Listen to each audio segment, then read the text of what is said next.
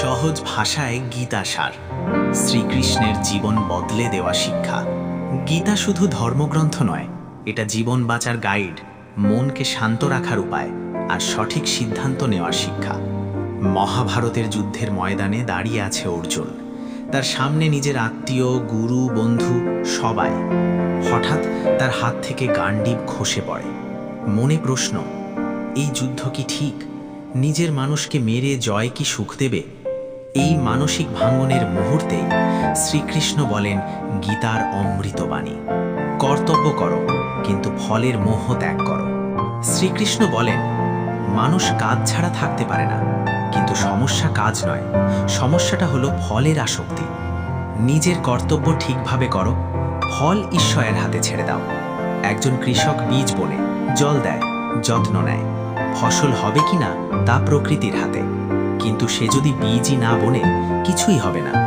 শ্রীকৃষ্ণ বলেন আমি করছি, এই ভাবটাই অহংকার। সব কিছুই ঈশ্বরের শক্তিতে হচ্ছে, আমরা শুধু মাধ্যম। অহংকার আসে তখনই যখন আমরা ভাবি আমি সবার চেয়ে বড়, আমারই সব ঠিক, অন্যরা ভুল। গীতা শেখায় নম্র হও, শেখার মানসিকতা রাখো, নিজেকে বড় নয় সৎ করো। যদি এই গীতা সার আপনাদের ভালো লাগে তাহলে ভিডিওটি লাইক করুন, চ্যানেলটি সাবস্ক্রাইব করুন আর এই জ্ঞান অন্যদের সঙ্গে শেয়ার। কাজ করো, ফল ছাড়ো, অহংকার ত্যাগ করো, লোভ ও ক্রোধ নিয়ন্ত্রণ করো, ঈশ্বরে বিশ্বাস রাখো, মনকে শান্ত রাখো। যুদ্ধটা বাইরে নয়, ভেতরে। গ্রামের নাম ছিল শান্তিপুর। নামের মতো শান্ত নয় অবশ্য, মানুষের মনে ছিল অশান্তি, লোভ, অহংকার আর দুশ্চিন্তার ভিড়। সেই গ্রামেই থাকতো এক যুবক, নাম তার অরুণ।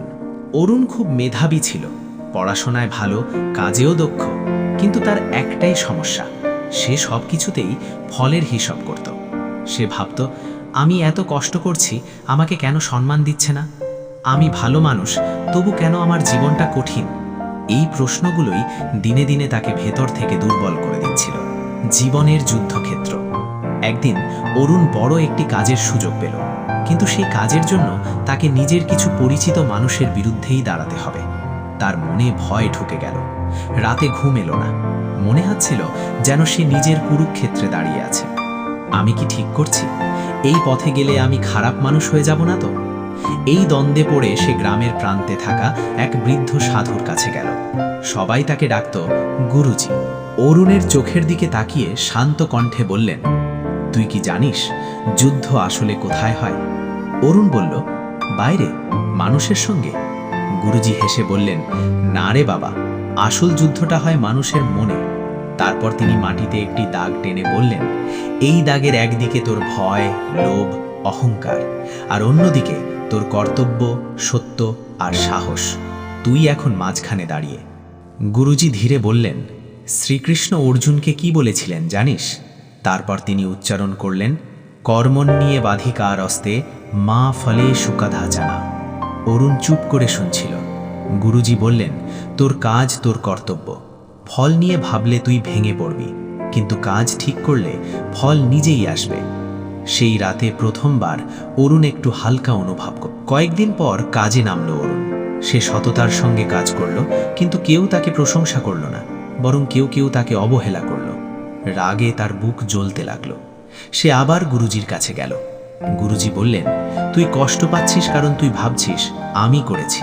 এই আমিটাই অহংকার। তারপর গুরুজি বললেন, একদিন গ্রামের এক মানুষ এসে বলল, অরুণ, তুই আগের মতো রাগ করিস না কেন? অরুণ হেসে বলল, কারণ এখন বুঝেছি রাগ করলে আমি নিজেই হারি। সে এখন কাজ করত মন দিয়ে, কিন্তু ফল নিয়ে অস্থির হতো না। তার মধ্যে এক অদ্ভুত শান্তি চলে এসেছিল। হরে কৃষ্ণ।